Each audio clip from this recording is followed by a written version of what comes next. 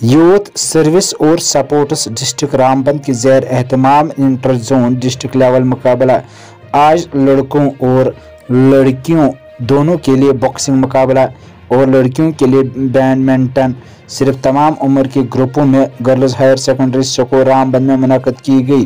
ضلع کی تاریخ میں پہلی بار باکسنگ مقابلہ منعقد کیا گیا۔ Sandeep Singh boxing federation of India کی قومی عہدیدار اور باکسنگ کوچ ہیں اور اس وقت ضلع رامبن میں بطور RI کے ٹیچر کام کر رہی ہیں۔ انہوں نے اس مقابلے کی کامیابی انعقاد کے لیے بہت محنت کی۔ ضلع رامبن کے مختلف زونوں سے 50 سے زائد لڑکوں اور لڑکیوں کے طالبہ نے حصہ لیا۔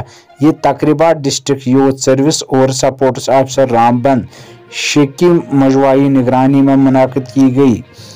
دھرمویر Singh principal government higher secondary school incharge Ramban اس موقع پر مہمان خصوصی تھے۔ انہوں نے طالبہ کو کھیلوں اور کھیلیوں میں حصہ لینے کی ترغیب دی۔